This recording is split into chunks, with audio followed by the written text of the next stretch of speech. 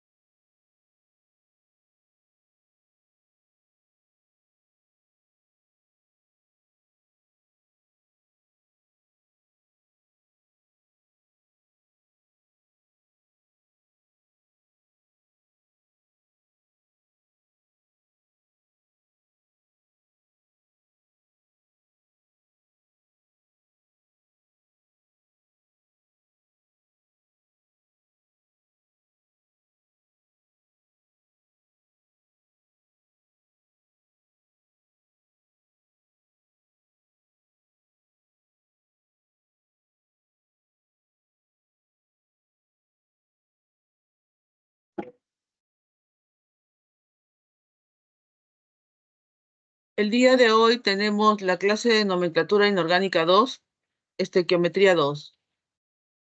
Bueno, miren, estimados estudiantes, el día de hoy vamos a empezar con las funciones químicas, ¿no? Lo que es formación de sales. El metal más oxígeno nos va a dar el óxido metálico u óxido básico. Más agua nos va a dar un hidróxido base, ¿no? Así como en el caso del no metal más oxígeno nos va a dar un óxido no metálico o óxido ácido o anhidrido, y este más agua nos va a dar un ácido oxácido. El hidróxido o base más un ácido oxácido, lo que nos va a dar es una neutralización, una reacción de neutralización, la que da por resultado una sal oxisal.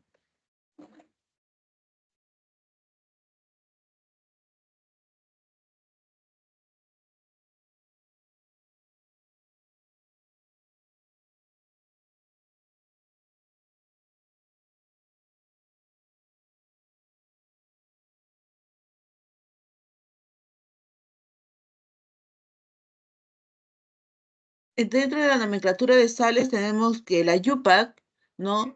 Considera la nomenclatura sistemática. Va a recomendar nombrar a las sales de la siguiente manera: el prefijo que indique el número de oxígenos, seguido de oxo, seguido del nombre del radical oxigenado, con el prefijo ato. Y al final, el nombre del catión.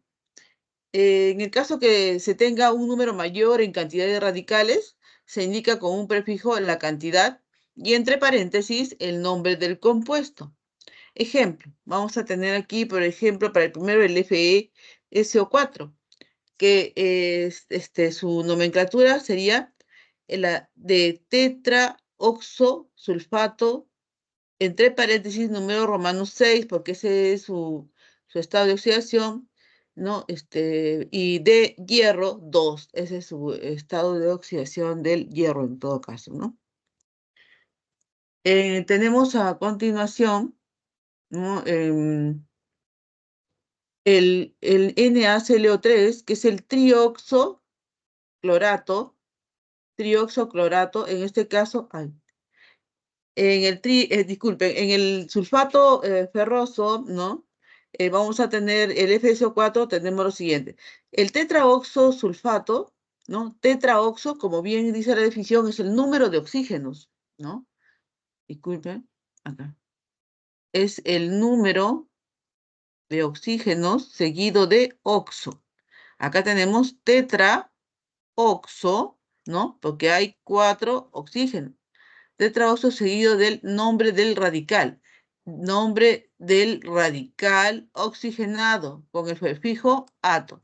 Entonces aquí tenemos que el nombre del radical, en este caso es el SO4, que sería el sulfato, ¿no? ¿No? Tendríamos en esta parte, ¿no? Y la del 4 es tetraoxo, ¿no? Tetraoxo sulfato 6, ¿no? Y al final el nombre del catión, ¿no? Dice, en el caso de que se tenga un número mayor de cantidad de radicales, se indica el prefijo la cantidad y entre paréntesis el número del compuesto. Ya. Entonces aquí lo que vamos a poner es el, tetraoxosulfato, ¿no? 6 de hierro 2. Y en el caso del NaClO3, por ejemplo, tenemos trioxoclorato, que serían los 3 oxígenos, clorato, porque estamos mencionando al clorato, en este caso al anión, el anión que es LO3, ¿no? Que sería el clorato. Y también tendríamos aquí de sodio, ¿no? 5 de sodio, ¿no? Porque estamos trabajando con el sodio, ¿no? En todo caso. En el caso del KNO3 igual, ¿no? Tenemos trioxo, nitrato, estado de oxidación 5 del nitrógeno, de potasio, ¿no? En el caso del CU3PO4 2 tendríamos, ¿no? Como nos dice acá, ¿no? A mayor cantidad de radicales, se indica con un prefijo la cantidad y entre paréntesis el nombre del compuesto. Como acá hay 2, ha puesto bis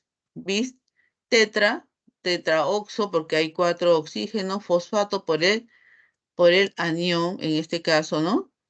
El PO4, ¿no? 5, porque está actuando con estado de oxidación 5, el fósforo, y de cobre 2, ¿no? Por otro lado, también tenemos este ejemplo último, en el cual nos dicen que es el porque hay 3, acá hay 3, ¿no? Tetraoxo, esos son 4 oxígenos que tiene el anión, y el anión en sí, ¿no? Tenemos acá el anión, que es el sulfato, ¿no? SO4 es el sulfato, ¿ya? Es el sulfato. Y el estado de oxidación, que nos indica qué cosa, el del mm, azufre. Y tenemos aquí de hierro en este caso, que está actuando el hierro con estado de oxidación más 3.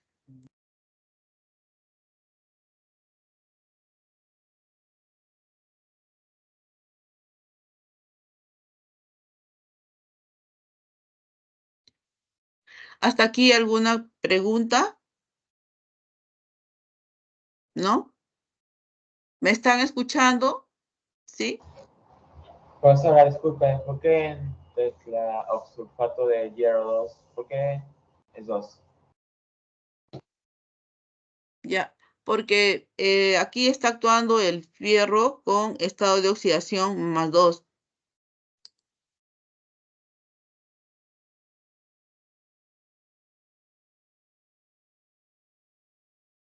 Recuerda que el sulfato, ¿cuál es su estado de oxidación del sulfato? A ver, ¿quién me dice?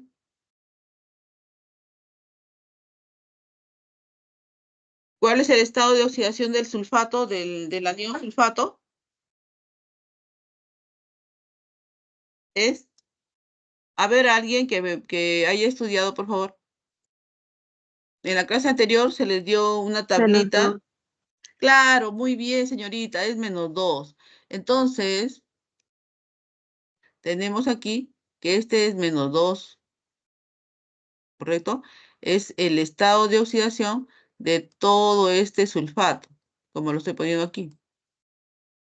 Entonces, su estado de oxidación del fierro es más 2 para que esta molécula se encuentre en equilibrio. ¿Mm? ¿Ya? Entonces, ¿está resuelto tu duda? Sí, profesora, gracias. ¿Ya? ¿Alguna otra pregunta? ¿No? Y continuamos. Si en una sal nos dicen quedara uno o más hidrógenos provenientes del ácido, la sal respectiva es ácida, ¿no? Ejemplo, miren acá tenemos el bicarbonato de sodio, ¿no? Entonces, ¿qué pasa? Aquí hay un hidrógeno, ven ustedes aquí, ¿ya?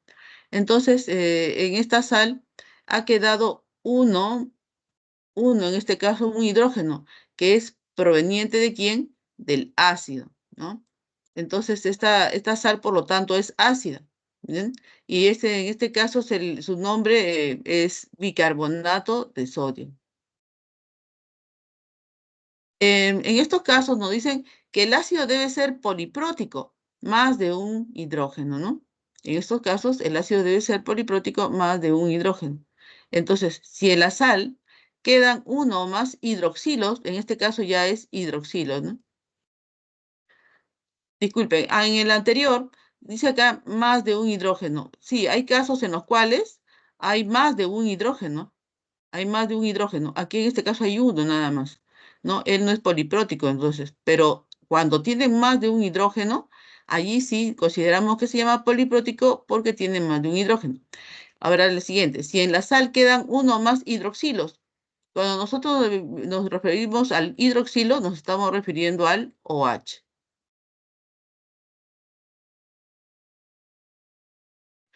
Y estos provienen de quién? De la base, ¿no? De la base. Y base le llamamos nosotros a los hidróxidos, ¿no?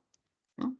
La sal respectiva es básica. Si tuviera estos OH, entonces se le dice que es básica.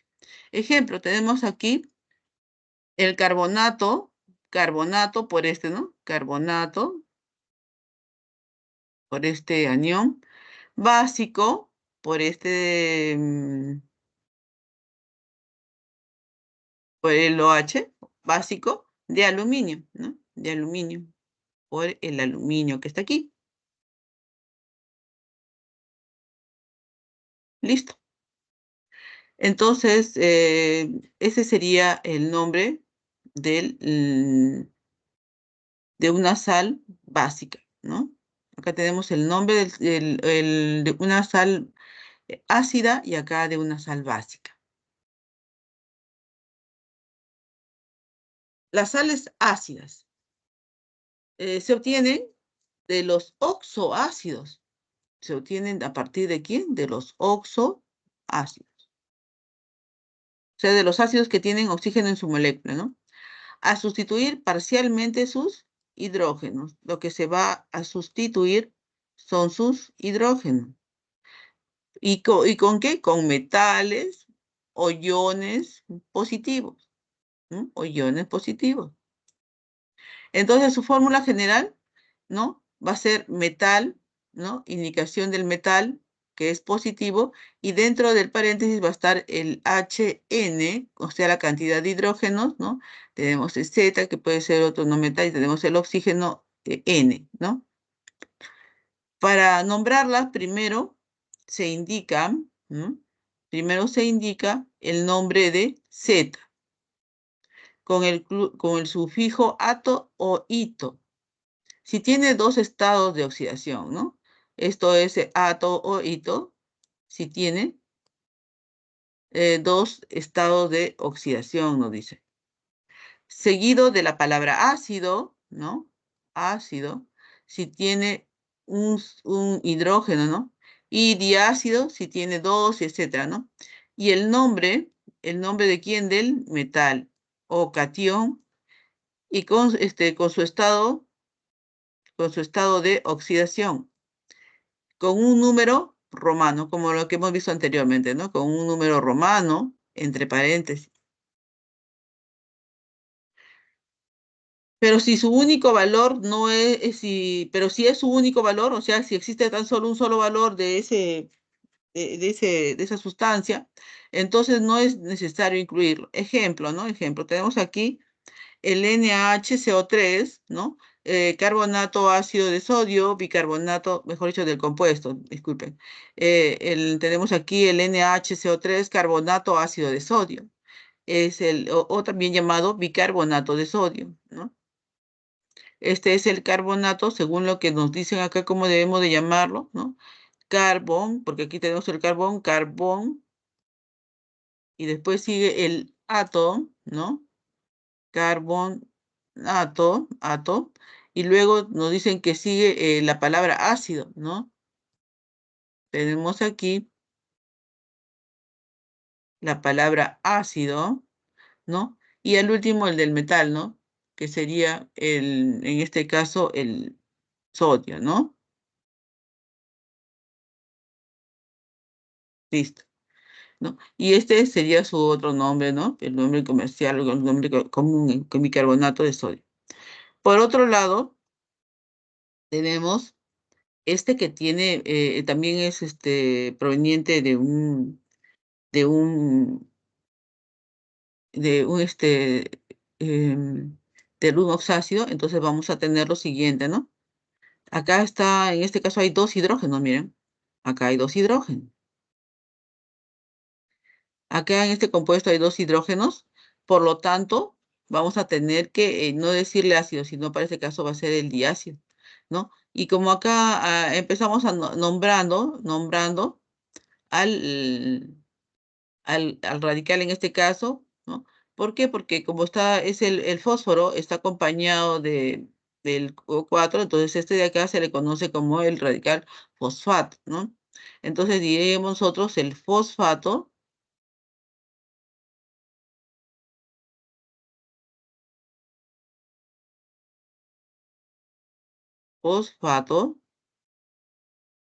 ácido,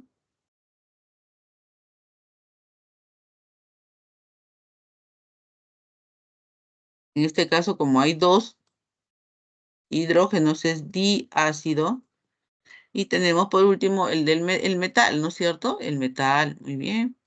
El metal, que sería en este caso el potasio, ¿no? Listo. En la nomenclatura tradicional, ¿no? En la nomenclatura tradicional, a las sales ácidas con un hidrógeno se sustituye el prefijo bi, ¿no? Bi. Cuando pierde la mitad de sus hidrógenos, al nombre del elemento central del radical. Tenemos en este caso, por ejemplo, NaHCO3, por eso que se le dice bi, ¿no? Porque ha perdido la mitad de sus hidrógenos. Bi, ¿ya? Bi. Entonces ha perdido la mitad, ¿no? Una mitad ha sido sustituida por el sodio y la otra se ha quedado como hidrógeno, nada más. Entonces ha tenido dos, entonces bi, ¿no? Cuando ha perdido la mitad de sus hidrógenos se dice bi, ¿no? Y tenemos acá lo siguiente, ¿no? Que este de aquí sería, el nombre restante sería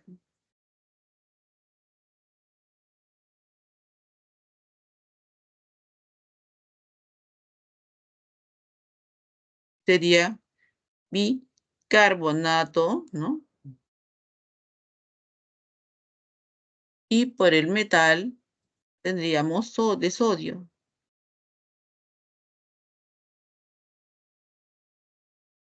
¿Listo? Creo que está entendible, ¿no? Esta parte. ¿Alguna pregunta aquí? ¿Alguna pregunta, estimados? ¿No? Listo. Pasamos a la siguiente. Tenemos las sales básicas. Las sales básicas, ¿no? En estas sales se va a incluir el ion OH, oxidrilo. Para nombrarlo se incluye la palabra básico, ¿ya? O sea que cuando lo vean a él, van a incluir ¿qué cosa? La palabra básico. ¿Por qué? Por la existencia del OH. ¿Correcto? Entonces vamos a ver a continuación lo siguiente. Por ejemplo, este es empezamos con nombrando a este radical, que es el sulfito.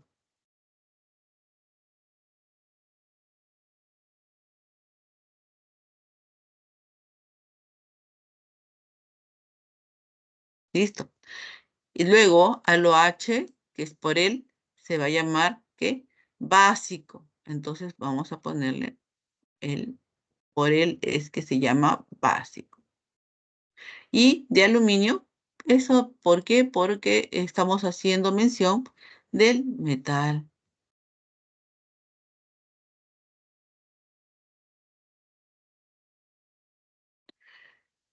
Acá tenemos en el siguiente ejemplo, por ejemplo, acá está actuando el ion cloruro, ¿no? Entonces vamos a nosotros a mencionarlo a él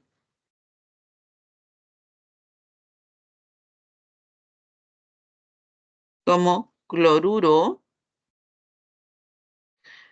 por el OH se va a llamar básico,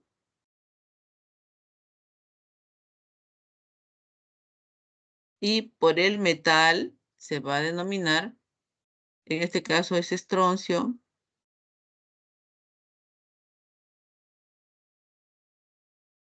de estroncio, cloruro básico de estroncio. Esa sería una sal básica. Observen, para una sal básica, lo que tenemos que tener en cuenta es que ellos van, ¿no? Tienen incluido dentro de su molécula a quién? Al OH, ¿ya? Y observen su estado de oxidación del OH es -1. Ahora vamos a entrar a lo que son las sales dobles.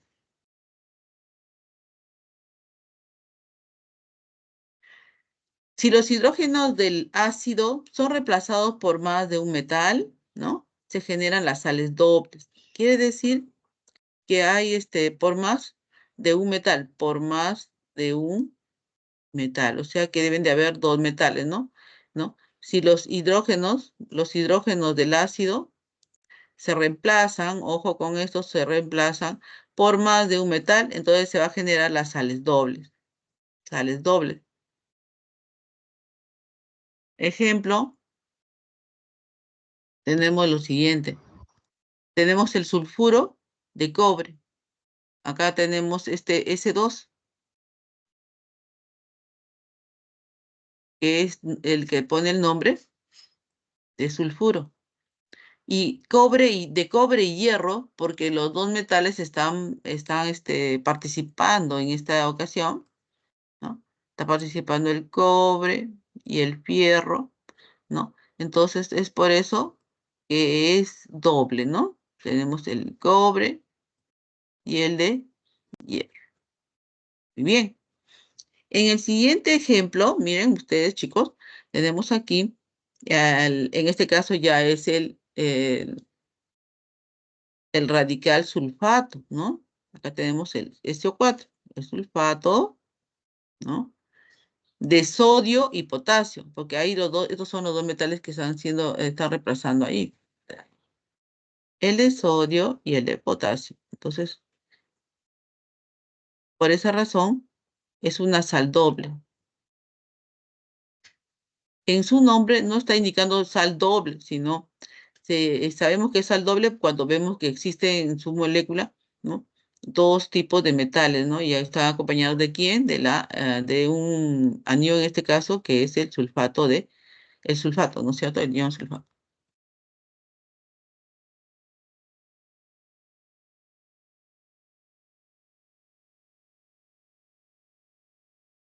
Listo.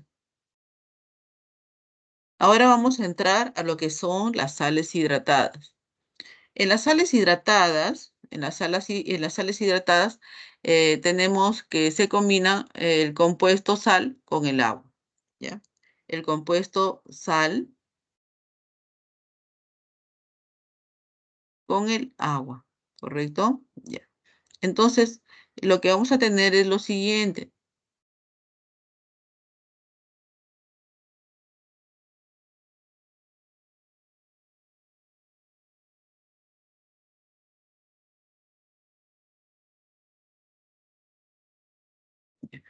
Entonces, vamos a observar lo siguiente. Se combina el compuesto sal, ¿no? Porque de hecho, en este caso, CuSO4 es una sal, ¿correcto? Ella es una sal. Esta de aquí es una sal.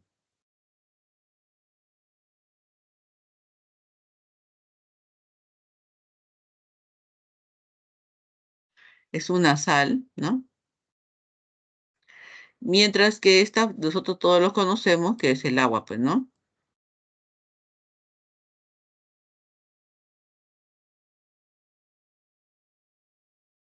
Disculpen.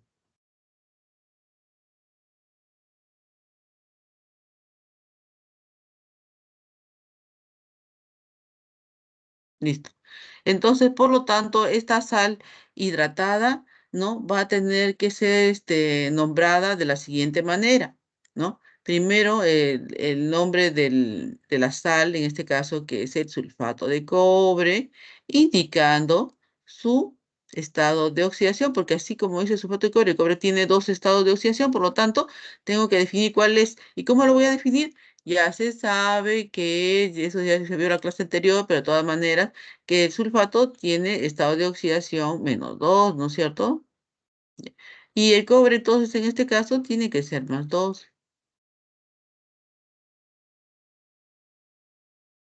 Entonces, aquí está actuando el cobre con estado de oxidación 2. Entonces, el sulfato de cobre 2, ¿no? Y luego vamos a colocar que está pentahidratado, ¿no?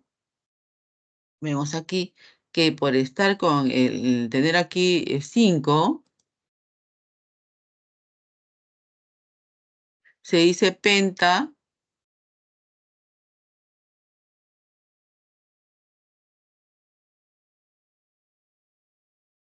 ¿no?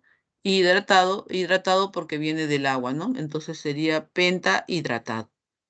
Por otro lado, este mismo podría llamarse también en esta forma mediante otra nomenclatura. Acá tenemos que es el sulfato cúprico pentahidratado.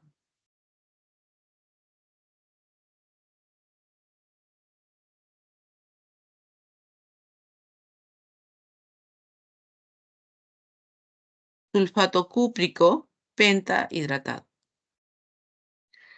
Entonces, vamos a tener lo siguiente. Sería el sulfato cúprico pentahidratado. Sabemos que el cobre tiene dos estados de oxidación, 1 y 2, ¿no es cierto? El máximo estado viene acompañado ¿de qué? De la terminación ico. Entonces, este está en un estado de oxidación 2, ¿no? Sulfato cúprico pentahidratado, porque tenemos que mencionar el agua. Siempre que veamos este compuesto que a él está adherido una cantidad de moléculas de agua, observen, acá hay un punto, ¿no? Acá hay un punto decimal, ¿no? Después de la sal, punto decimal, y se le dice la cantidad de aguas que acompañan al compuesto.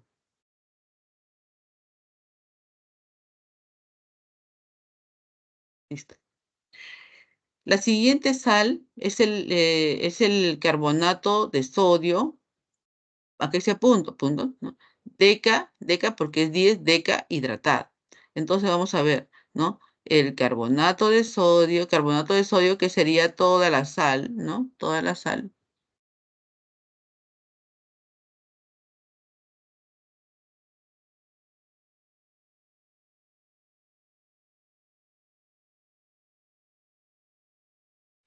Y por tener 10 aguas es pues el deca hidratado, ¿no? Deca hidratado. Muy bien.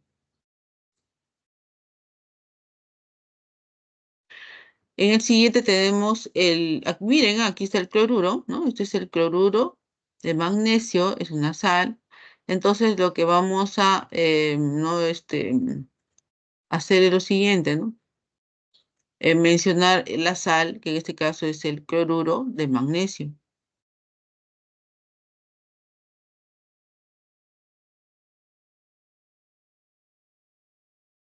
Y luego mencionar la cantidad de moléculas de agua que están incluidas en el compuesto. En este caso sería 6 aguas. Por lo tanto, es el hexahidratado, ¿no? Hexa viene de 6, hexahidratado. Siguiente. En el caso de los peróxidos están formados por un metal o catión positivo. Y el radical O2, en el cual el oxígeno, ¿no? O2, -2, el oxígeno tiene estado de oxidación -1. Ya no va a ser -2, sino ahora -1. Y eso lo hemos visto cuando estábamos hablando sobre los compuestos oxigenados y los compuestos hidrogenados y los casos, ¿no? Entonces veíamos que el oxígeno normalmente trabaja con estado de oxidación -2, pero en el caso de los peróxidos es con -1 y con el flúor es +1. Entonces hay que tomar en cuenta eso que se enseñó en la clase anterior, revisen sus copias y ahí van a encontrar eso, ¿no? Cuando se habla de compuestos oxigenados y su estado de oxidación del oxígeno. En este caso estamos entrando a los peróxidos y por ese motivo están haciendo aquí, ¿no? Un énfasis en lo que es que el oxígeno tiene estado de oxidación -1 en los peróxidos, ¿ya? Entonces veamos este primer caso. Tenemos aquí el peróxido de sodio, porque él está actuando con -1 y el sodio con +1. ¿No? Es su único estado de oxidación del sodio, ¿no? Entonces, este tiene que ser 2 por -1, -2, 2 por 1, +2.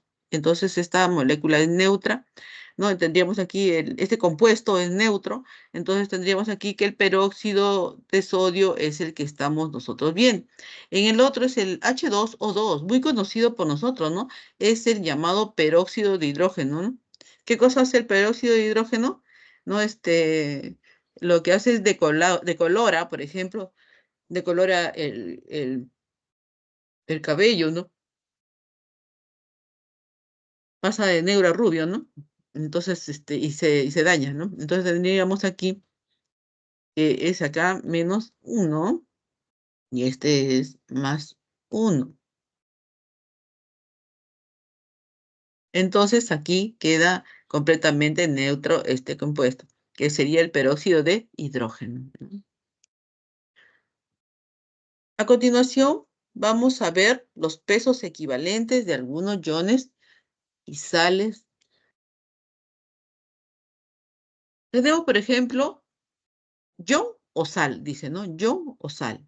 Entonces, como ya sabemos identificar las sales y los iones, por ejemplo, como ion tendríamos pues al calcio +2, al magnesio +2, al sodio +1, al potasio +1, al cloro -1, al SO4 -2. El SO4 -2 también es un anión, en este caso es un ion, pero como es negativo se le dice anión, ¿no? Este es el carbonato también que es -2, es un anión. Tenemos acá el CO3H que es un anión -1. Todo ion tiene carga, ¿no? Es un elemento que tiene carga, ¿no? Carga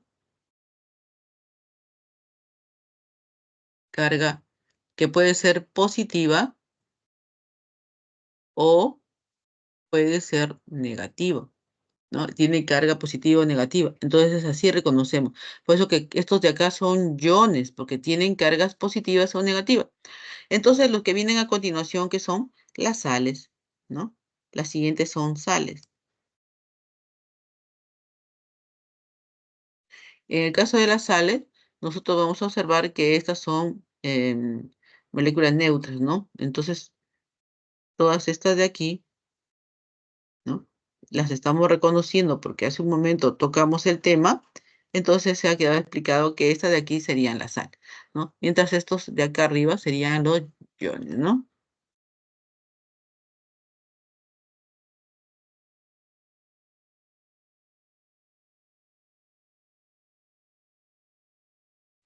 Entonces, aquí a continuación nos dan el peso atómico, que sería pues o masa molar, ¿no? Que sería los gramos que pesa este por mol. Entonces, el calcio en la tabla periódica figura que es 40 gramos por mol. En el caso del magnesio es 24 gramos por mol, el sodio es 23 gramos por mol, el potasio es 39 gramos por mol, el cloro es 35,5 gramos por mol, el sulfato es 96 gramos por mol, ¿no? El siguiente es 61. En cuanto a las sales, el cloruro de calcio 111 gramos por mol, sulfato de calcio 136 gramos por mol, sulfato de calcio 2 veces hidratado sería 172. Tendríamos El carbonato de sodio, 106 gramos por mol. El carbonato de potasio sería 178 gramos por mol. Y tendríamos aquí el siguiente, ¿no?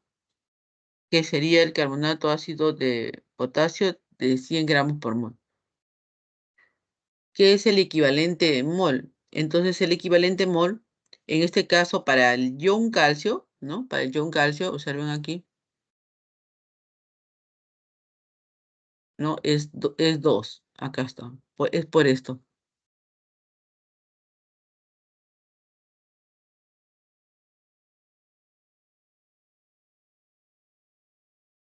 ¿Eh? Debido a esto, es que aquí aparece 2, ¿no? Tendríamos que el equivalente por mol en este caso es la carga del calcio en este caso. En el magnesio también vemos lo mismo, en el sodio también, en el potasio también, en el cloruro también. Aquí en el anión es sulfato, que es -2, acá está 2. Acá en el carbonato tendríamos que es 2. En el caso del CO3H1, ¿no? Aparece 1. ¿Por qué? Debido a ¿no? Debido a esta carga que tiene aquí, ¿no? Debido a que todo esto es -1, todo es. Entonces tendríamos aquí que el equivalente de sería el -1, ¿no? Por eso que está recuerden siempre la carga que tiene. Entonces aquí a continuación vamos a ver lo siguiente, ¿no? Ya hemos visto que en estos casos estamos viendo relacionando con las cargas, pero ahora vamos a ver en las sales. En las sales el equivalente por mol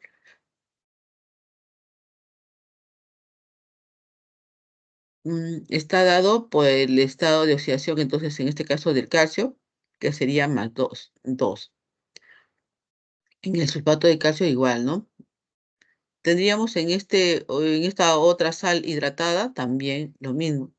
En el carbonato de sodio también estamos viendo que sería 2, ¿no? Sería 2 por los carbonatos, ¿no? En este caso es menos 2, ¿no? 2, diré 2. Y en el caso del NaHCO3, ¿no? Que esta sal ácida es debido a este hidrógeno, ¿no? Como tiene un hidrógeno, es debido a que aparece aquí 1 como su equivalente. Tenemos el siguiente, que es el K2CO3. Aquí en este caso es del carbonato que es -2, entonces 2 es su equivalente por mol. En este de aquí, el KHCO3, también, ¿no? Debido al hidrógeno, ¿no? Es que aquí aparece 1.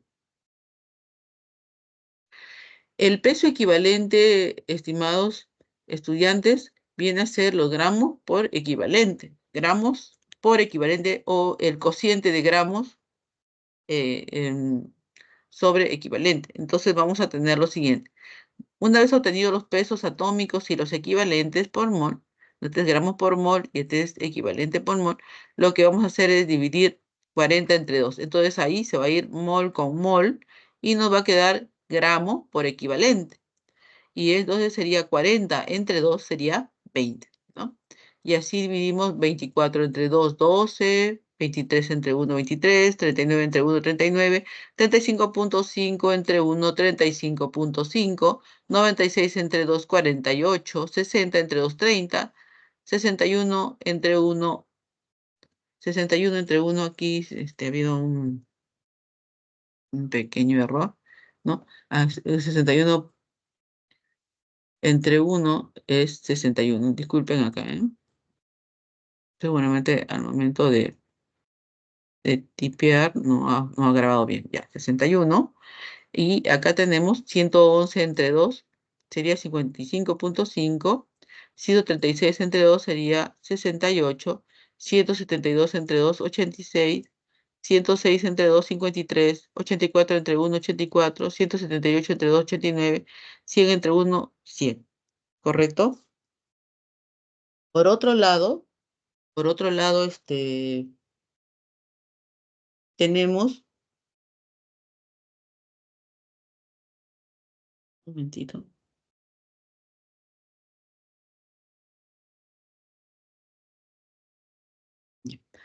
Entonces, por otro lado tenemos la estequiometría parte 2. En la parte de la estequiometría parte 2 vamos a observar lo siguiente. Habíamos visto en la clase anterior ya la definición de lo que es estequiometría, que se ocupa de la composición de las sustancias y también de las relaciones cuantitativas de las masas, los volúmenes, el número de moles y otros, entre las sustancias que participan de un cambio químico. Ojo con esto, se realiza un cambio químico, ¿ya? O sea que va a dar paso a la formación de nuevos compuestos. Entonces, ingresan unos reactivos, como ustedes verán acá, ingresa el metano, ingresa el oxígeno y van a salir nuevos compuestos, como vamos a obtener el dióxido de carbono y también vapor de agua en este caso. Debemos de observar que la estequiometría en sí, ¿no? Lo que va a tener como base o como fundamento, ¿no? Es la ecuación química.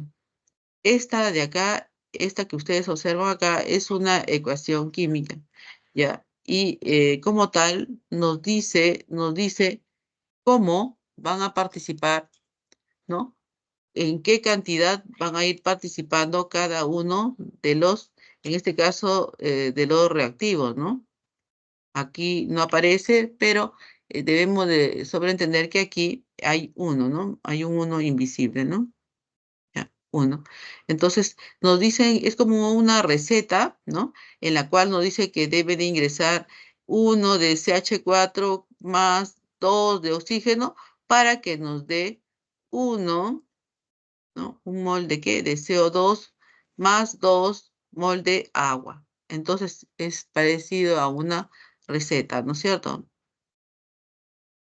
Y esto se da para que se cumpla o se lleve a cabo la reacción, ¿ya? Se lleve a cabo la reacción, ¿no? Pero aquí en la fórmula, en esta fórmula, no nos dicen si efectivamente, no, con los datos que están ahí, se va a llevar a cabo la reacción, ¿no? Se va a llevar a cabo exactamente, ¿no? En este caso, si nosotros observamos, aquí falta algo, no falta algo, pero que está dado por la naturaleza del tipo de reacción que estamos observando. En este caso es una reacción del tipo combustión. Y para el tipo combustión no solamente necesitamos de los dos reactivos, en este caso de metano y oxígeno, que son dos gases, sino también que necesitamos de la chispa, ¿no? De la chispa, o sea, de la energía para que pueda ayudar a ellos a cumplir su papel o su meta de poder combustionar y poder obtener nosotros dióxido de carbono gaseoso más desprendimiento de agua en forma de vapor. Entonces, es necesario saber también que la ecuación solamente nos da proporciones de los elementos o de las sustancias que están interviniendo y sus productos, lo que se piensa obtener. Pero hay datos que no están completamente dados dentro de ella, ¿no? Que no nos dice a simple vista con los reactivos igual a los productos, no nos va a decir estas moléculas si efectivamente no se están llevando a cabo en forma natural o en forma espontánea o en forma, pues, forzada, ¿no? O sea que hay que darle algún elemento más para llevarla a cabo, ¿no? Entonces, o espontánea o no espontánea. Entonces, vamos a observar que la estequiometría solamente se refiere, pues, a los componentes, ¿no? A la cantidad, como dice acá, relaciones cuantitativas, ¿no? Son relaciones cuantitativas. Entonces, hay que tener cuidado en eso, ¿no? La estequiometría, entonces, no está relacionada con lo que son las relaciones cuantitativas, ¿ya? Cuantitativas, ¿no? Cuantitativas es de cantidad, cuánto está interviniendo de cada uno de estos elementos para dar un compuesto, ¿no? O de estos compuestos para dar otro compuesto. Entonces vamos a ver lo siguiente. Existen pues una forma de medir estas a través de lo que es las unidades químicas de cantidad, masa y volumen de las sustancias, ¿no? Empezamos con la unidad de cantidad de sustancia mol. Ya se ha visto también en la clase anterior un poco de esto, pero tenemos que volver a mencionar porque es importante la forma en que nosotros vamos a utilizar estas cantidades a través de lo que se llama el mol. Y es la medida de cantidad de sustancia y equivale a 6,02 por 10 a la 23 partículas. Estas pueden ser átomos, moléculas, unidades fórmulas, iones, electrones, etcétera, ¿no? Y está representado por el número de Avogadro, Na, que es igual a 6,0 23 por 10 a la 23, ¿no? Sino que aquí está cortado. Ejemplo, tenemos por decir acá lo siguiente, ¿no? Tenemos que un mol de átomos de hidrógeno va a contener 6,023 átomos, ojo con esto, átomos ¿de qué? De hidrógeno, ¿no? Estamos refiriéndonos al mol de átomos, entonces por lo tanto decimos que hay 6,0 por 10 a la 23 átomos de hidrógeno, ¿ya? En el otro, un mol de electrones, ahora nos estamos refiriendo al mol de electrones, ponerlo con otro color. Un mol de electrones, ¿no? Ojo, electrones, contiene 6,0223 electrones. 6,02 por 10 a la 23 electrones. Estamos hablando de un mol de electrones, por lo tanto decimos que contiene 6,02 por 10 a la 23 electrones. ¿Ya? Ojo con eso, hay que siempre resaltar eso porque presta confusión conforme vamos avanzando. Entonces quiero ser bastante explícita en esto. También tenemos dentro de las unidades químicas de masa al peso fórmula, que viene a ser la suma de los pesos atómicos de los elementos que participan en la fórmula, tomados tantas veces como se indica en ella. Tenemos aquí un ejemplo, ¿no? En este ejemplo nos dicen lo siguiente, el peso fórmula del hidróxido de calcio va a ser igual al peso atómico del calcio, ¿no? Porque el calcio está participando aquí. En su pie vemos que como su índice hay un 1, pero el 1 está invisible, pero debemos de considerar que hay un 1 ahí, ¿no? Entonces, por ese motivo, este va aquí como solamente una sola vez, ¿no? Entonces, decimos nosotros un peso atómico de calcio más 2 pesos atómicos de oxígeno. ¿Por qué? Porque en este caso vamos a tener que su índice 2 está justamente después del paréntesis y está afectando a los dos elementos que están dentro de él. Por eso que se dice 2 oxígenos, entonces 2 pesos atómicos de oxígeno y también 2 pesos atómicos de ¿qué? De hidrógeno. Entonces acá tenemos 2 pesos atómicos de hidrógeno por ese motivo. Luego, nosotros vemos que sus, que sus, es- que sus, el peso atómico de cada uno de ellos lo vamos a colocar acá en unidades, ¿no? Sería el peso atómico del calcio es 40 U. El peso atómico del oxígeno es 16 U. Y el peso atómico del hidrógeno es 1 U. Entonces vamos a multiplicar cada uno de estos pesos atómicos por el coeficiente, ¿no? Que ha salido de la misma fórmula, ¿no? Eso es, está afectado cada uno de ellos, ¿no? Y entonces vamos a ver que el 40 va a estar afectado por 1, porque es el peso atómico del calcio, sería 40. El oxígeno por 2, sería 2 por 16. El hidrógeno por 2 también sería 2 por 1. Al sumar esto algebraicamente nos va a dar 74U, que sería en este caso sería el peso fórmula, ¿no? Tendríamos que este sería el peso fórmula, ¿no? Tendríamos que este sería el peso fórmula de quién? Del hidróxido de calcio.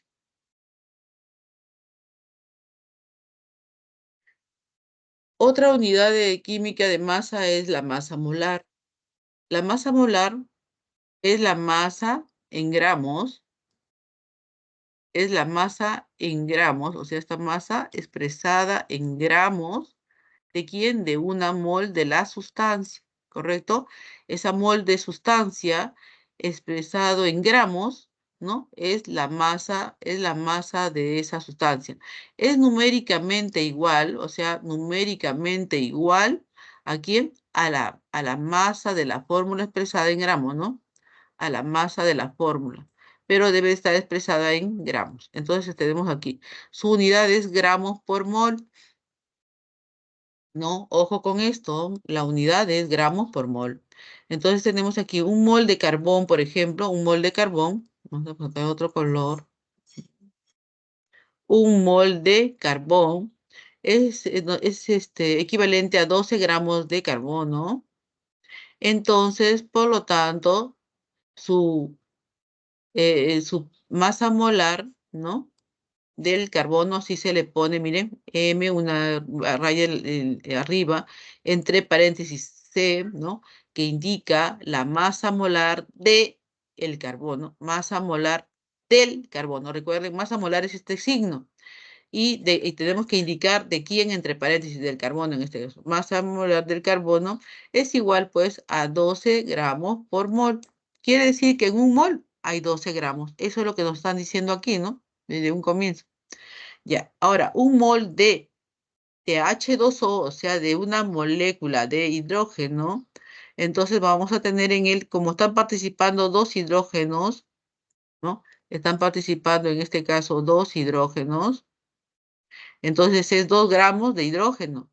Entonces, vamos a tener que su masa molar del hidrógeno, como está indicando aquí, es 2 gramos por mol, ¿correcto? 2 gramos por mol. Aquí tenemos una sal a continuación, Entonces, en esta sal, ¿no? Nos dicen un mol de cloruro de sodio, ¿ya? Un mol de cloruro de sodio. Entonces, este es igual a ¿qué? A 95 gramos de cloruro de sodio, disculpen. Un mol de cloruro de magnesio es igual a 95 gramos de cloruro de magnesio. Entonces, vamos a tener que la masa molar del cloruro de magnesio, miren, masa molar, ¿no? Y entre paréntesis hay que poner la sal. Cloruro de magnesio es 95 gramos por mol, ¿no? Tenemos que es 95 gramos por mol. ¿Hasta aquí alguna pregunta? Creo que está claro, ¿no? Listo, pasamos al siguiente. Nos dice, o sea, ejemplos, ¿ya? Ejemplos para que ustedes se puedan guiar. Un mol de carbón o de carbono contiene 12 gramos de carbón, ¿ya? Un mol de carbón tiene 12 gramos de carbón, ¿no? Y a su vez equivale a 6.02 por 10 a la 23 átomos de carbono.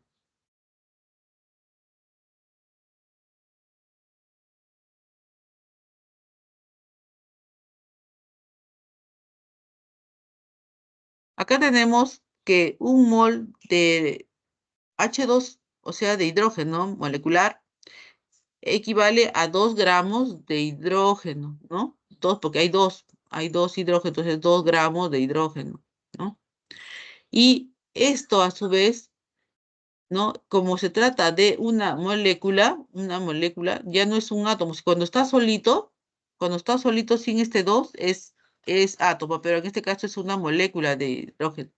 Entonces, es equivalente a 6.02 por 10 a la 23 moléculas de hidrógeno. ¿no?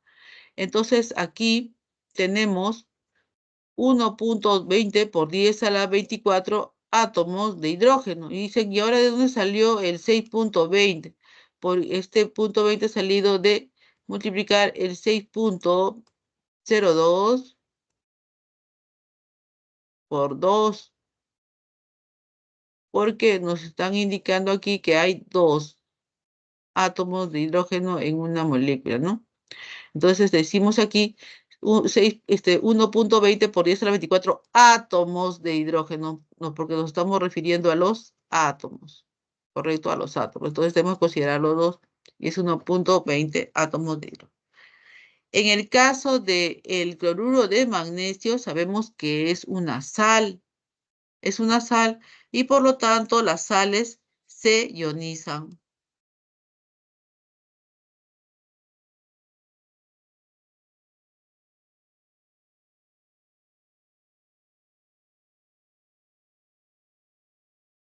Se ioniza, ¿no? Se ioniza. Entonces, al ionizarse, se van a formar iones, ¿no? Iones. Si ella lo ponemos en agua, por ejemplo, se va a separar, ¿no? En iones, ¿no? Se va a integrar en iones.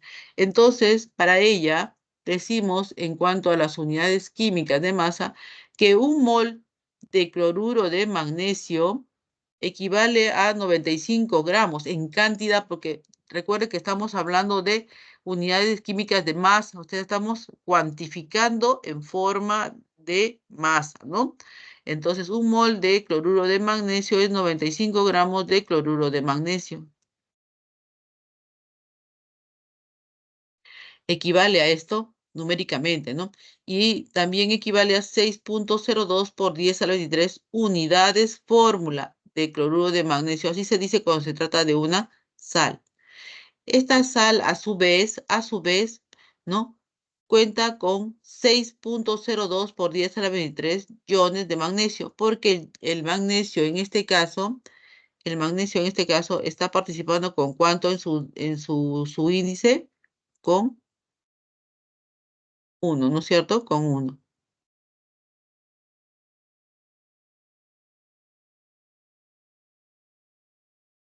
Entonces, tenemos en el caso del magnesio, 1, ¿no? Entonces, 1 por esta cantidad sigue siendo lo mismo, 6.02 por 10 a la 23 iones de magnesio más 2.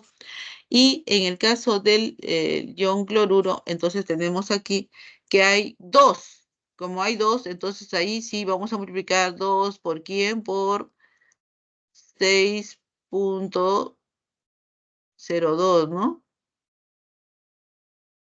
Por 10 a la 23.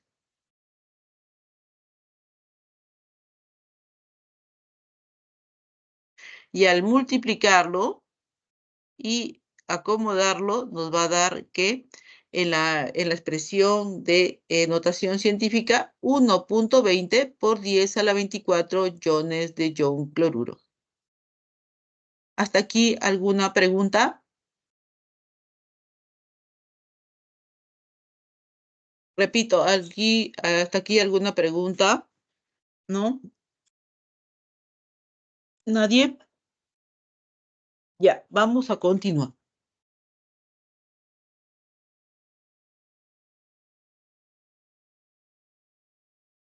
Tenemos aquí composición porcentual de los compuestos. También es otra forma de poder nosotros cuantificar. Y es el porcentaje, ¿no? Es el porcentaje en masa de un elemento. ¿Dentro de quién? De un compuesto, ¿no? En un compuesto. Entonces, ¿cuál es el porcentaje de masa de carbono e hidrógeno en el metano? En este es el metano, para que ustedes vayan viendo su nombre, ¿no? Se llama metano, ¿no? Es un hidrocarburo, ¿no? Proveniente del petróleo.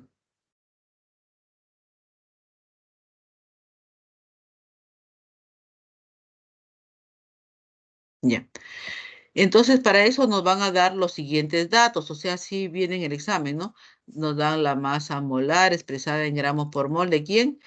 del carbón y del hidrógeno. Ya. Entonces vamos a trabajar con ello. ¿Qué hacemos? Hallamos la masa molar, ¿no? Hallamos la masa molar de quién, del metano, ¿no? Y lo hacemos mediante sus pesos atómicos que componen esta sustancia, ¿no?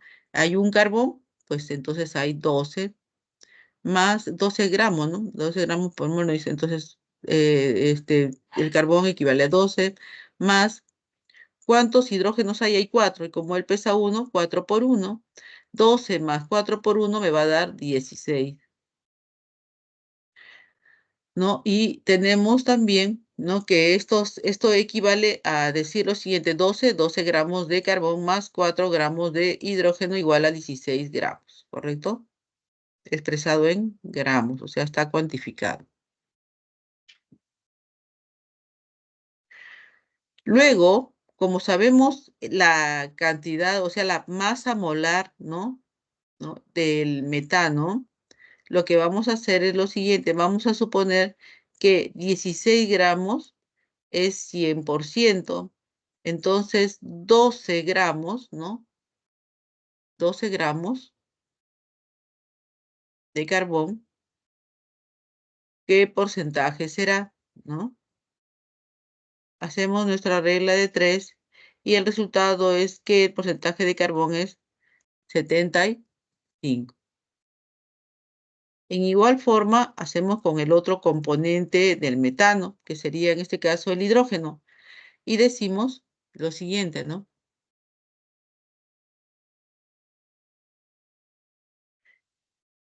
Aquí, 16 gramos de metano es el 100%, ¿no? Entonces, 4 gramos que representan al hidrógeno, ¿no? En este caso, ¿qué porcentaje será? Luego hacemos una regla de 3 y obtenemos que el porcentaje de hidrógeno es igual a 25.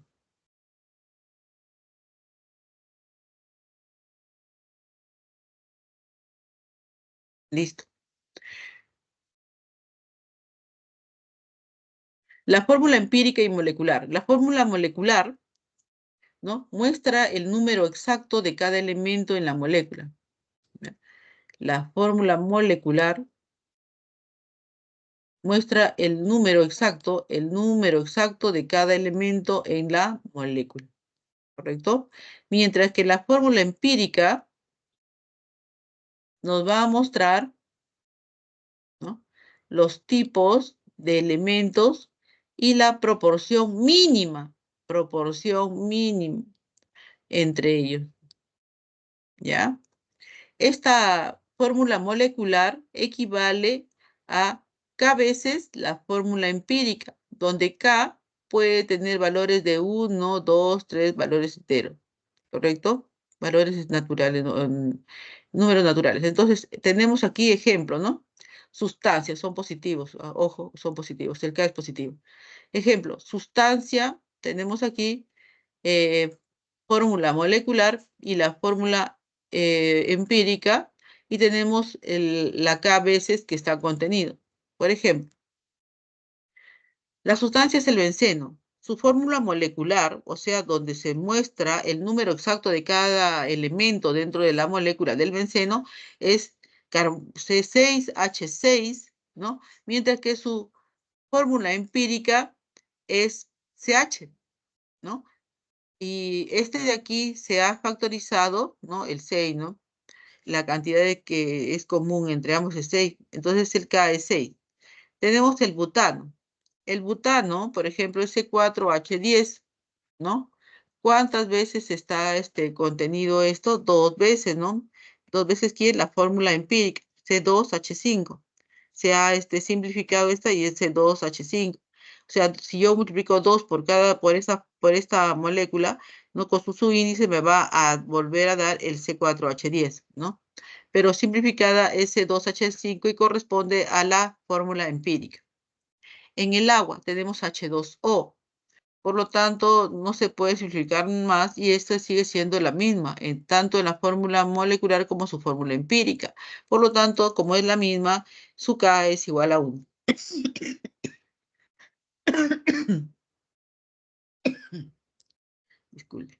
tenemos aquí ahora ¿qué viene a ser K? K no es otra cosa que la masa molar de la fórmula molecular, que es dato, dividida entre la masa molar de la fórmula empírica. Si dividimos estas dos masas molares, nos va a dar el K, ¿correcto? Nuevamente, el K está dado por un cociente donde el numerador es la masa molar de la fórmula molecular, que va a ser dato. Recordemos que la masa molar de la fórmula molecular es el número exacto de elementos dentro de la molécula, ¿no? O sea que hemos sumado todo eso. Y mientras que y eso se va a dividir dentro de la masa molar de la fórmula empírica, donde viene a ser la masa molar de la fórmula empírica, y recordemos que ella tan solo es una proporción mínima. ¿Listo? Tenemos aquí un ejemplo de fórmula empírica y molecular, ¿ya? Atentos. La gasolina es una mezcla homogénea de hidrocarburos líquidos. Uno de sus componentes de dicho combustible posee 84,21% de carbón y 15,79% de hidrógeno. Si su masa molar es 114 gramos por mol, nos está diciendo la masa molar. Determine su fórmula molecular. Nos piden que determinemos la fórmula molecular. Listo. Entonces, como datos, van a tener ustedes a las masas molares, ¿no?, en gramos por mol del carbón, que es 12, y del hidrógeno, que es 1. Paso número 1. Para dar un paso número 1, vamos a nosotros a poner una base, ¿no? Una base, porque aquí nos dice la gasolina es una mezcla homogénea, nos dan los porcentajes, pero no nos dicen cuánto, ¿no? Pero como la sumado de los dos nos da 100%, entonces tenemos que asumir que vamos a trabajar con una base de 100 gramos de compuesto, ¿correcto? Para luego 100 gramos pasarlos a multiplicar por estos porcentajes y obtener en gramos la cantidad con la que participa el carbón y la cantidad con la que participa el hidrógeno, pero expresado en gramos. Por eso que necesitamos, ¿qué cosa? Determinar una base.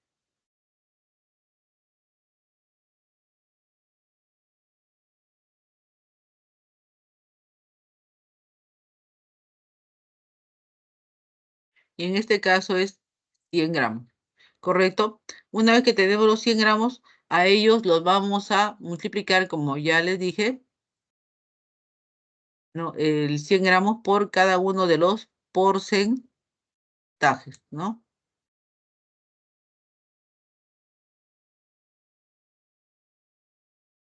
Y después de ello, lo vamos a obtener ¿en qué? En gramos.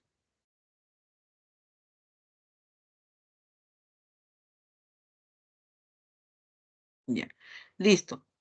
Entonces, ese es el paso 1. Ahora, el paso 2, vamos a hallar el número de moles.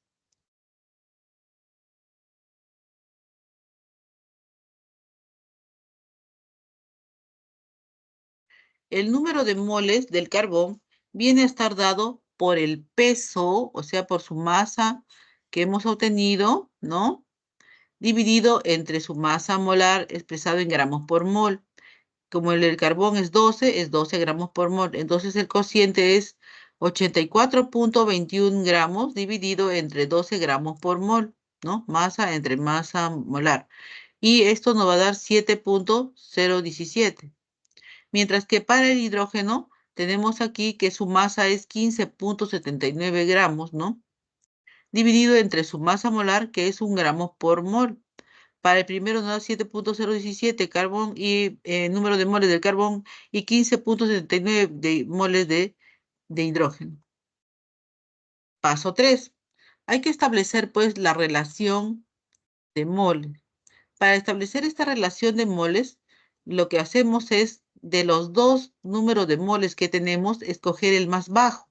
¿Cuál de los dos es el más bajo? 7.017. Entonces, ese es el motivo por el cual se le va a tomar como cociente para los dos elementos. Entonces, vamos a tener 7.017 entre 7.0171 y 15.79, que corresponde al hidrógeno dividido entre 7.017. Y esto me va a dar 2.25. Pero ahí no queda la cosa. ¿Por qué? Porque una fórmula empírica, en este caso, tiene que tener una molecular tiene números enteros, ¿no? Entonces, por lo tanto, tenemos que buscar un entero inmediato para este y mínimo, ¿no? Entonces, en este caso sería 1 por 4 y a 2.25 por 4, ya que el 4 al multiplicar al 2.25 nos va a dar un número entero, que en este caso es 9, ¿ya? Luego, ¿no? Por ese motivo es que tenemos como resultado que la fuerza, disculpe, la fórmula empírica es igual a C4, ¿no? A C4 H9,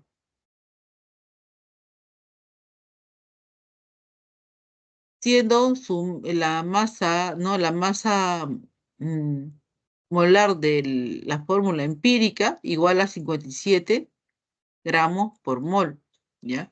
Eso se sabe porque lo hemos disgregado en sus pesos atómicos de cada uno y lo hemos sumado, ¿no?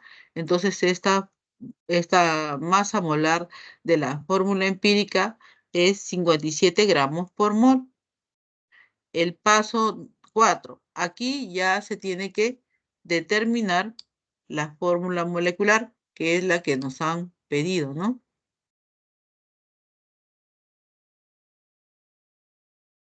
Entonces, para ello, tenemos como dato, nos dicen acá, si su masa molar es de 114 gramos por mol. Esto que nos dan, esto que nos dan acá arriba, debemos de considerarla como la masa molar, ¿no? De la fórmula molecular. Y este es un dato, porque ahí le dicen, ¿no? En la teoría, la masa molar de la fórmula molecular es dato, ¿no? Es dato. Ay, disculpe, no me pasé esto por eso. Ya. Entonces, por ese motivo, vamos a obtener esto, ¿no? Masa molar de la fórmula molecular, 114 gramos por mol, que es dato, ¿no? Es dato.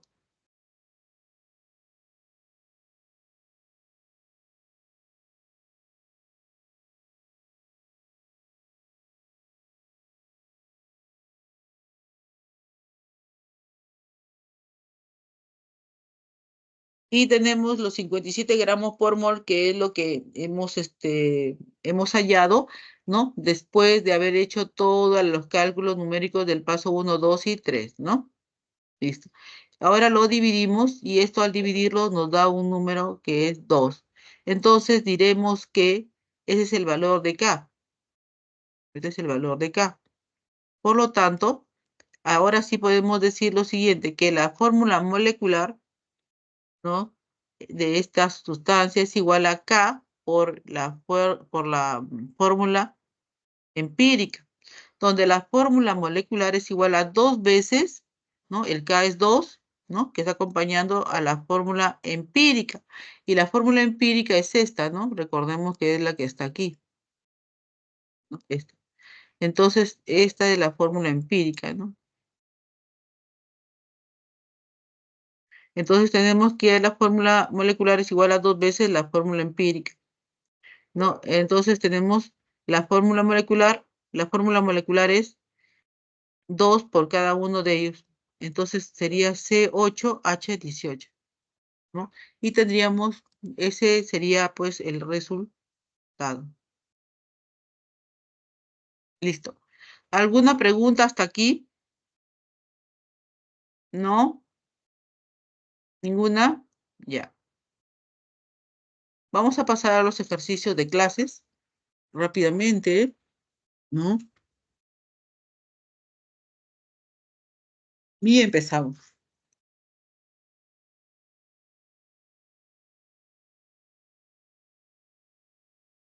Las sales ácidas, ay, un momento,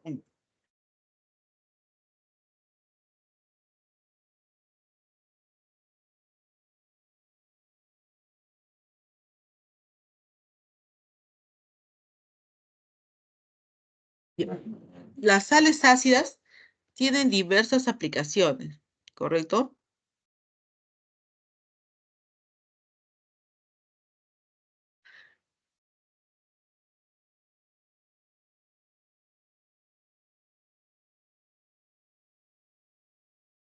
Las sales ácidas tienen diversas aplicaciones.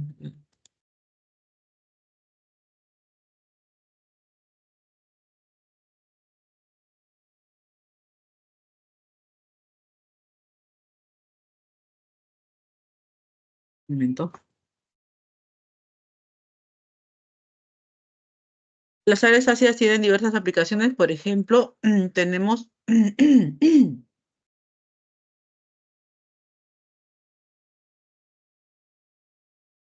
por ejemplo, el bicarbonato de sodio, ¿no? Ya lo hemos visto hace un momento, el NaHCO3 se usa en repostería y también como desinfectante suave, ¿no?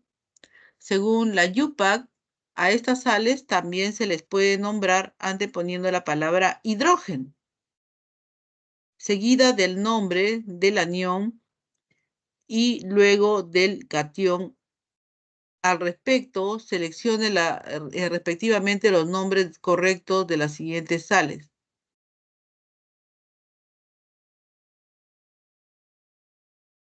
Y nos dicen acá, nos dan dos sales y nos dicen, ¿no? Y nos dan unas opciones aquí, ¿no? Nos dicen A, hidrógeno sulfuro de calcio. También nos dicen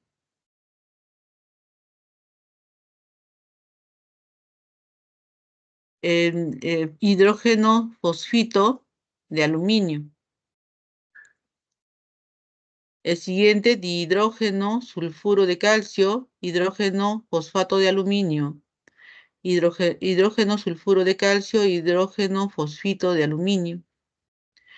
Dihidrógeno sulfuro de calcio, dihidrógeno fosfato de aluminio.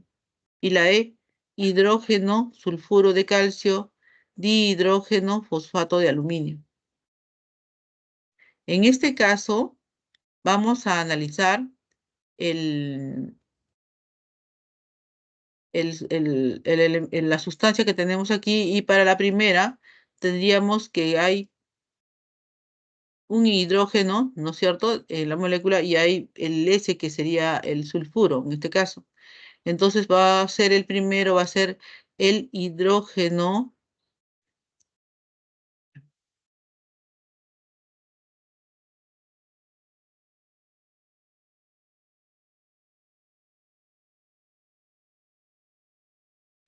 Va a ser el hidrógeno sulfuro de calcio, ¿ya? Hidrógeno sulfuro de calcio. ¿Y cómo se llamaría el otro?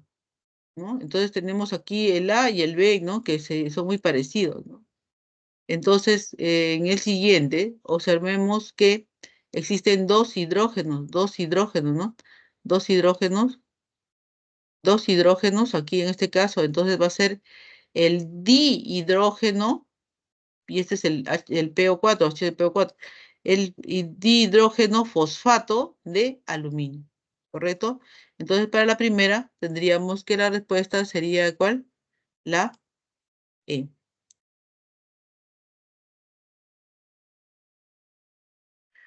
¿Hasta aquí alguna duda? ¿No?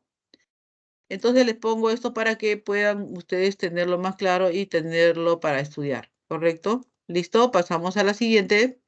Ya. En dos, las sales básicas, las sales básicas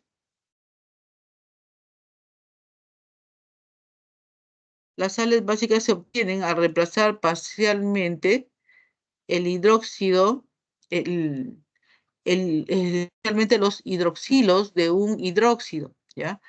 Por los aniones de un ácido. Algunas, como el hidroxicloruro de aluminio, se usa como coagulante en el proceso de potabilización de las aguas o en el tratamiento de aguas residuales. Dadas las siguientes sales básicas: dihidroxisulfato de cobre 2, e hidroxicarbonato de hierro 3. Seleccione la alternativa que contiene respectivamente las fórmulas de dichas sales. A ver, vamos a dejar un minuto a ver quién me responde eso. ¿Cuál de las alternativas es?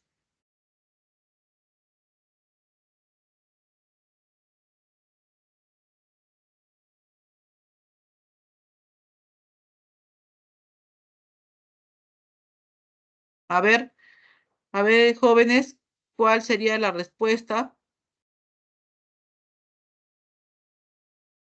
Avión, ¿Cuál?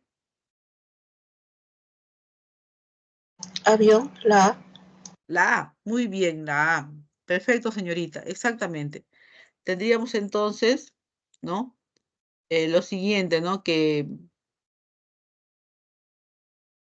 en cuanto a la suma de las cargas de los iones, debe ser cero entonces, debido a eso, sabemos que en este caso el cobre está actuando con +2 y en el caso del hierro está actuando con +3.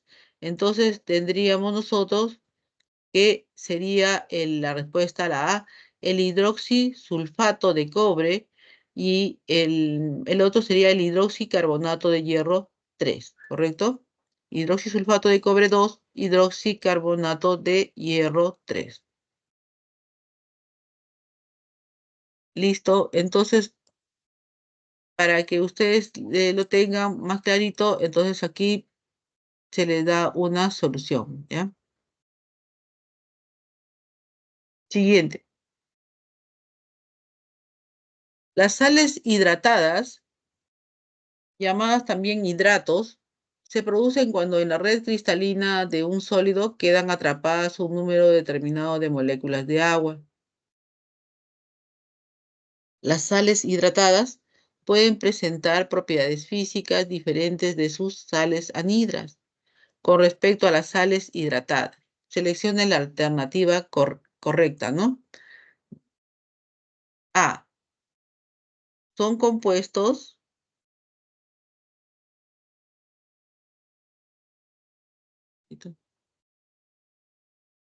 que no se mueven.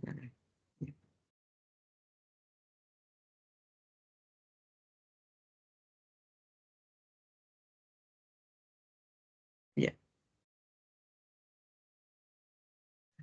Para la alternativa A son compuestos que no contienen agua en su estructura cristalina, sino,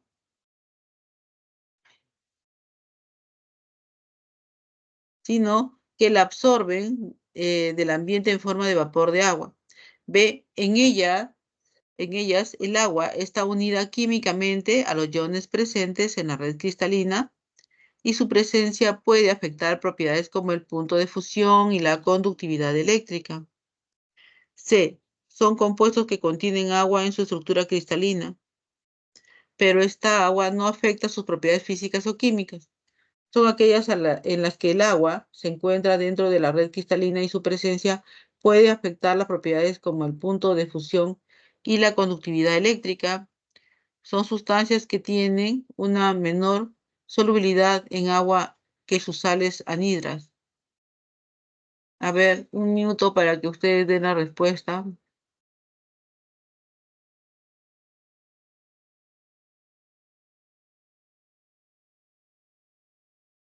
Les piden que con respecto a las sales no hidratadas den la alternativa correcta. A ver, ¿cuál sería la alternativa correcta?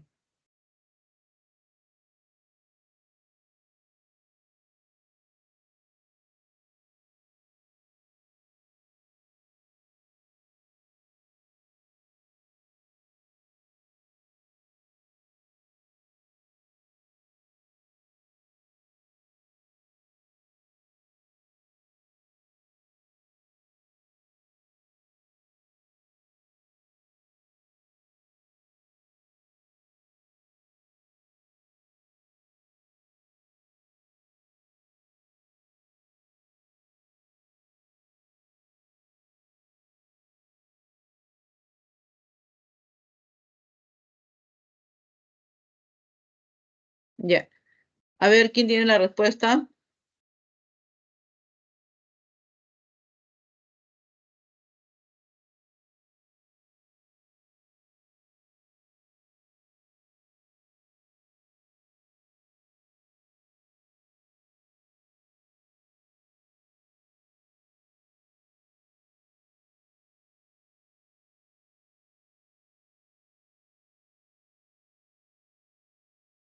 A ver, ¿alguien?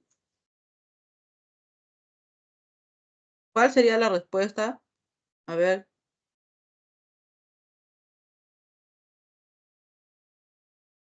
Ya. Vamos a analizar una por una. En la primera dice, son compuestos que no contienen agua en su estructura cristalina, sino que la absorben del ambiente en forma de vapor de agua. Entonces, si no contienen agua, entonces no sería hidratada, ¿no? Por lo tanto, es incorrecta. Son compuestos que contienen agua en su estructura cristalina, no que la absorben del ambiente en forma de vapor de agua.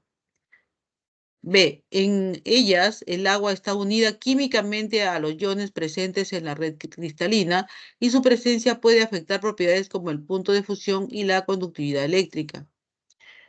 Esta es incorrecta porque en ellas el agua no está unida químicamente a los iones presentes en la red cristalina, ¿no? Pero su presencia puede afectar propiedades como el punto de fusión y la conductividad eléctrica. En la C, son compuestos que contienen agua en su estructura cristalina, pero esta agua no afecta sus propiedades físicas o químicas. Es incorrecta, porque son compuestos que contienen agua en su estructura cristalina, pero esta agua afecta las propiedades físicas, ¿correcto? Y en la D, son aquellas en las que el agua se encuentra dentro de la red cristalina y su presencia puede afectar propiedades como el punto de fusión y la conductividad eléctrica. Saben que son propiedades físicas, ¿no es cierto? Entonces, es correcta, esa es correcta por ese motivo, ¿no? Las sales hidratadas son aquellas en las que el agua no se va a encontrar dentro de una red cristalina y va a afectar las propiedades como el punto de fusión y la conductividad eléctrica. Muy bien. En la E, son sustancias que tienen una menor solubilidad en agua que sus sales anhidras. En este caso diremos que es incorrecto porque las sales hidratadas son sustancias pues que tienen una alta solubilidad en agua y debido a la presencia de sus moléculas de agua esto se debe a que tienen moléculas de agua en su estructura cristalina. Por lo tanto, la respuesta correcta es la D, la D.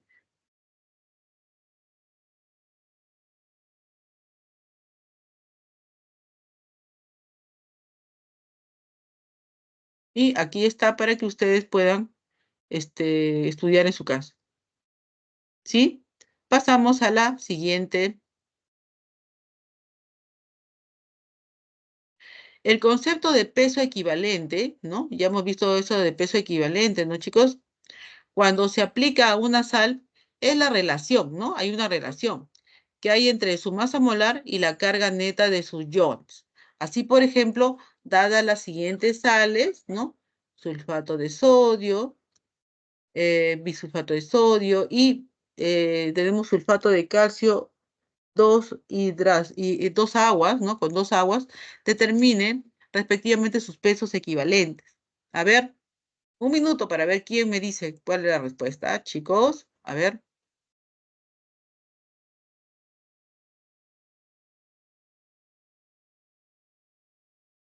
La E, ¿cuál? la E, La E. ¿Alguna respuesta más? La D. ¿Alguna otra respuesta más? Ya. Bueno, La no C. es la C, correcto, señorita, la C es la respuesta, ¿no? Es que debe de por ahí haber habido alguien que no ha contabilizado bien. Y vamos a ver por qué, ¿no?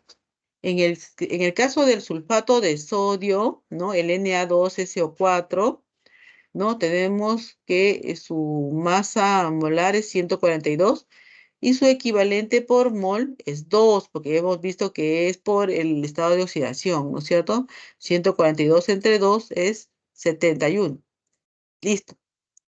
En el caso del NaHCO4, la masa molar es 120 y su equivalente mol es 1, debido al hidrógeno que contiene este es 1. Entonces dividimos 120 entre 1 es 120. Y en el último, en la sal hidratada, vamos a tener que la masa molar es 172 y su equivalente mol es 2. Estamos tomando el estado de oxidación del calcio, en este caso 172 entre 2 me da 86. Por lo tanto, la respuesta es la C. Muy bien para las personas que han hallado la respuesta. Muy bien, señorita. Siguiente. Ya.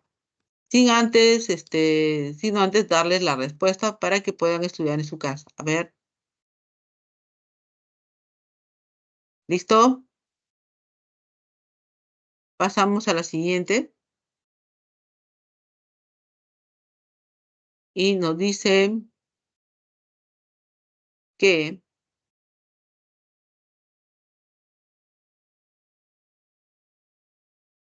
el sulfato de cobre pentahidratado, ¿no? El CuSO4.5H2O, es una sal hidratada de mucha utilidad en la agricultura, en donde se le emplea como fungicida y bactericida. Se caracteriza por presentar un color azul brillante. Con respecto a esta sal, seleccione el valor de verdad o falsedad de la siguiente proposición. Y nos dice, un mol de esta sal contiene 5 moles, disculpen, un mol de esta sal contiene 5 moles de moléculas de agua. Así está. 2. En 159.5 gramos de la sal hidratada hay 90 gramos de agua. Y 3. En 249.5 gramos de la sal hay 6.02 por 10 a la 23 iones de cobre más 2. Entonces, un minuto para poder resolver eso rápidamente. A ver, chicos.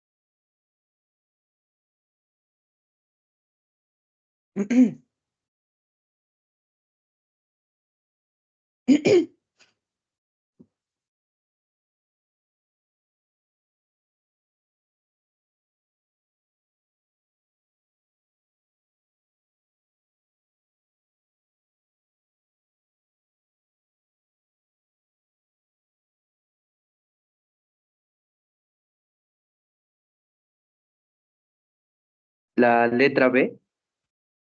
B de bueno.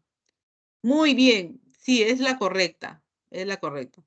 Ya. Vamos a ir resolviendo uno por uno. A ver. En la 5, la 1, nos dicen un mol de esta sal contiene 5 moles de moléculas de agua. En esa de ahí, entonces decimos que es verdadera, ¿no? Todos podemos ver que tiene una mol de la sal, contiene 5 moles de moléculas de agua. En el siguiente, en 159.5 gramos de la sal hidratada hay 90 gramos de agua, ¿correcto? Ya. Observen esto. Aquí nos dice en 159,5, pero recordemos que este 159,5 gramos de sal no es el peso fórmula de todo esto, ¿correcto? Solamente viendo todo esto, nosotros podríamos observar que sería de un mol de esa sal, sí podría pesar, podría tener 90 gramos de agua, ¿no?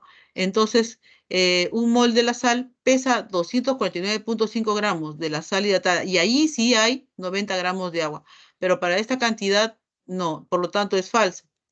Y en el tercero, en 249,5 gramos de la sal hay 6,02 por 10 a la 23 iones de cobre más 2, por supuesto, ¿no? Porque sabemos que en un mol de la sal, ¿no? Contiene un mol de iones de cobre más 2. Y como ese mol de la sal pesa 249,5 gramos, entonces equivale pues a 6,02 por 10 a la 23 por iones de cobre más 2. Por lo tanto, la respuesta sería B de bueno. Muy bien. Para que ustedes puedan estudiar, ¿no?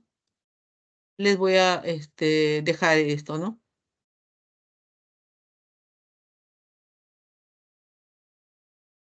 ¿Listo? Pasamos a la siguiente. Nos dice lo siguiente.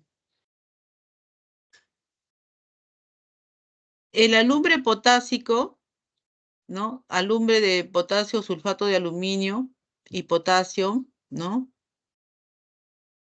Denominado también alumbre, ¿no? Miren ustedes, una sal doble, ¿no? ¿No? Potasio y aluminio hay ahí, ¿no?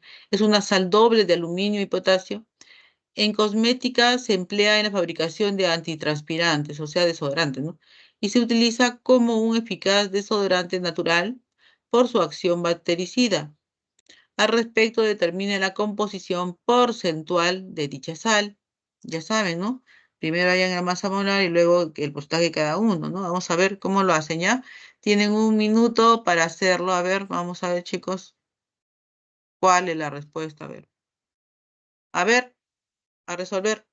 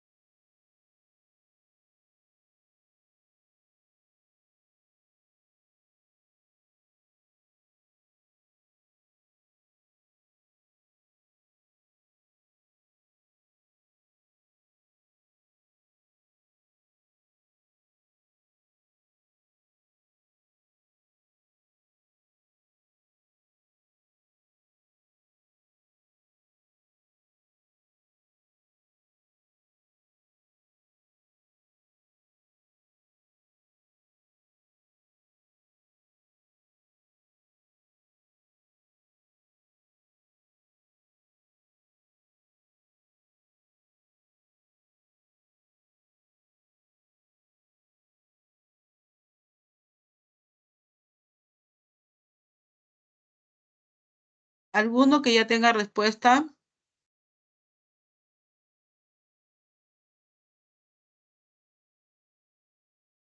Ya vamos a dejarle un poquito más de tiempo. A ver.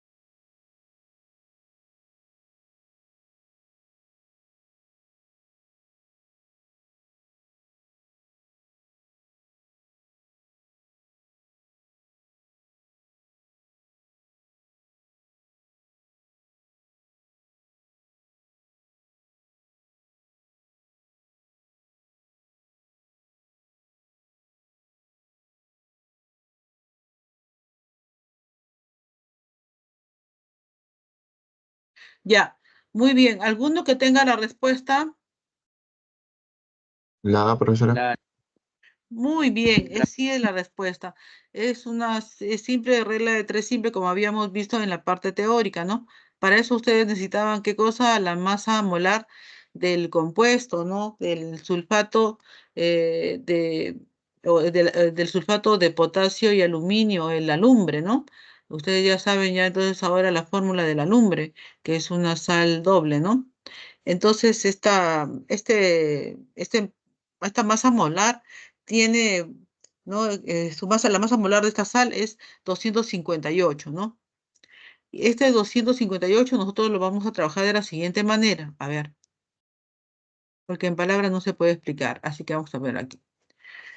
A ver, tenemos aquí la masa molar del sulfato de aluminio y potasio, ¿no? Que vamos a obtenerla por el peso atómico de cada uno de los que conforman, ¿no? La sumatoria de los pesos atómicos de cada uno de los que conforman los elementos dentro de la molécula, ¿no? Y también afectados de los subíndices, ¿no?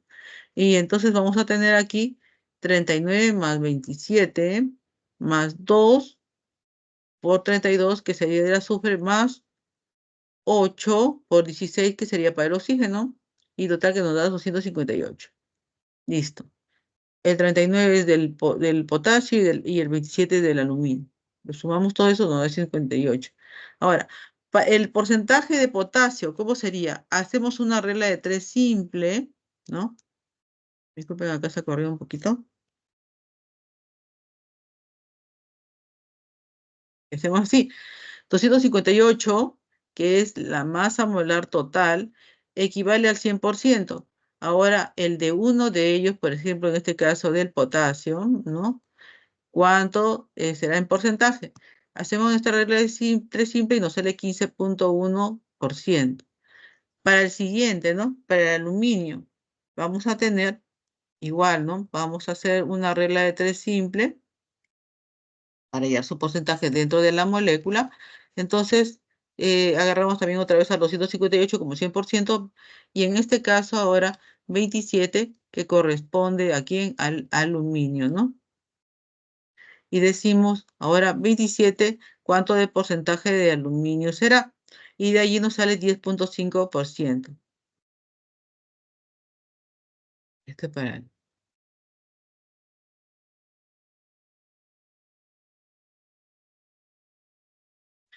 para el siguiente, vamos a tener para el azufre.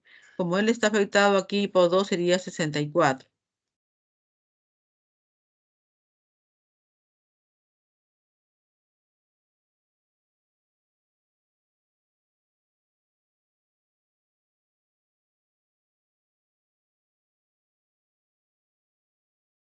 Ya, en el caso de nosotros vamos a tener también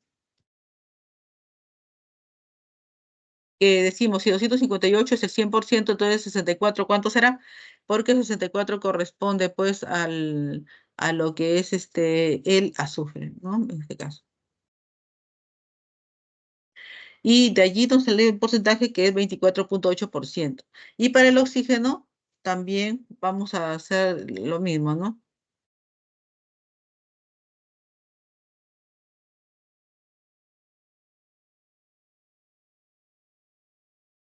Ya. Decimos 258 al 100%, entonces 128, que corresponde que corresponde al oxígeno, ¿no? 8 por 18 corresponde al oxígeno. Entonces, ¿cuánto de porcentaje será? Y ahí nos sale el 49.6. Listo, muy bien. En el siguiente, vamos a ver en la potabilización del agua, las partículas más pequeñas que le dan turbidez al agua son eliminadas mediante el uso de coagulantes. Una de estas sustancias es una sal férrica, cuya composición porcentual es 28% de fierro, 24% de azufre y 48% de oxígeno. Si su masa molar es 400 gramos por mol, nos dan aquí como dato, ya les he dicho ya qué significa eso, ¿no? Acá nos dan como dato la masa molar, ¿no? Que es 400 gramos por mol. Determine la fórmula verdadera, dice, ¿no? Y sabemos que existe la fórmula molecular y la fórmula empírica. ¿Cuál de las dos es la fórmula verdadera? A ver, ¿cuál es la fórmula verdadera? ¿La fórmula empírica o la fórmula,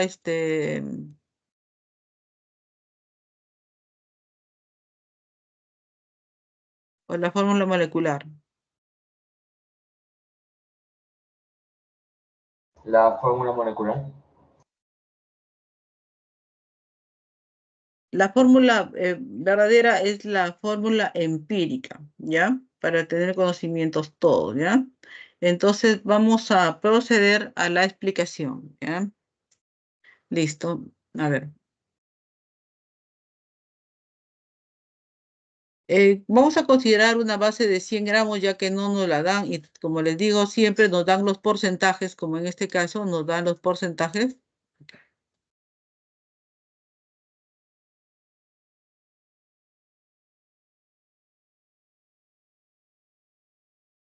Luego, lo que vamos a hacer es lo siguiente, ¿no?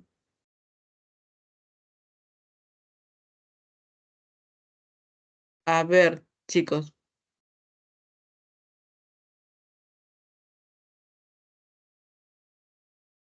Hay una cosa aquí, un momentito, voy a hacer una pequeña revisión.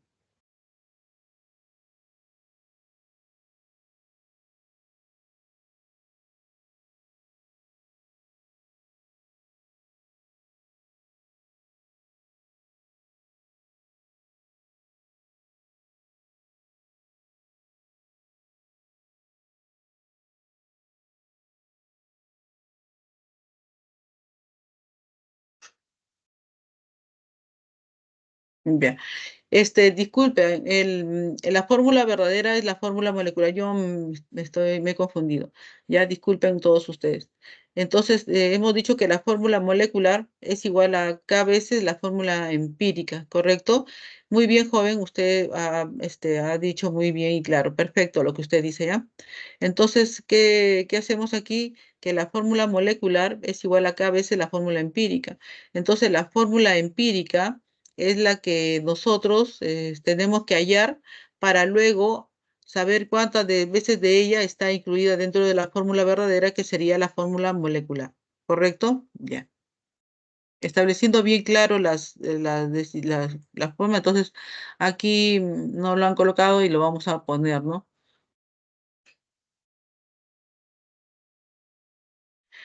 Esta fórmula verdadera viene a ser ¿qué cosa? La fórmula molecular. Muy bien, señor, muy bien. Usted ha dicho muy bien, ¿no? Y tenemos que esta fórmula molecular es igual a K veces la fórmula empírica, ¿no? Y vamos a hallar eso, cuántas veces hay contenida en eso y luego decir si es la fórmula correcta, ¿no? Listo. Ahora, vamos a ver lo siguiente. Considerando,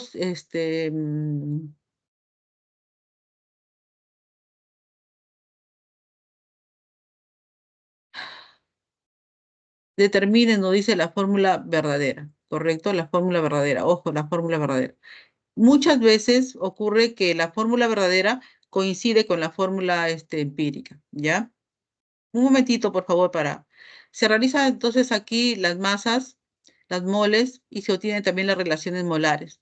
Vamos a multiplicar todas ellas, ya saben, por un número que en este caso nos dé todos los números enteros y nos da 232.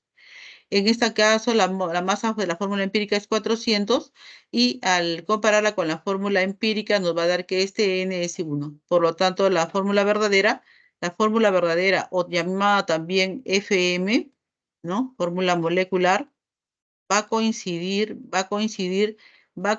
o es igual que la fórmula empírica para este caso, ¿ya? Siguiente problema. Las leyes ponderales se refieren a la relación de masa de sustancias que intervienen en las reacciones químicas. Entre ellas podemos mencionar la ley de Lavoisier, Dalton, ¿no? Con respecto a estas leyes, seleccione el valor de verdad o falsedad de las siguientes proposiciones. Según Lavoisier, la masa permanece invariable en la reacción química. Proust, cuando se combinan dos o más elementos para dar determinado compuesto, siempre lo hace en una relación constante de masas.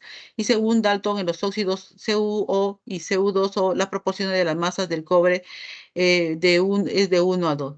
Entonces, en ese caso, ¿cuál sería la respuesta? En ese caso, la respuesta sería la A, ¿correcto? Todas son verdad. ¿Ya? Y eso es la parte teórica. Y aquí les dejo la respuesta para que lo puedan copiar. ¿Correcto? Ya. Muy bien. Y muchas gracias. Y los ejercicios propuestos es 1 es la C, la 2 la D, la 3 la C y la 4 la E. Muy bien, señores estudiantes, ¿no? Ha sido un placer trabajar el día de hoy con ustedes y me despido hasta la siguiente clase. Que tengan un bonito día, ¿no? Un fuerte abrazo para todos y que continúen estudiando con mucho ahínco. Muchísimas gracias por su atención. Nos vemos en la siguiente clase. Gracias. Hasta luego. Chao, profesora.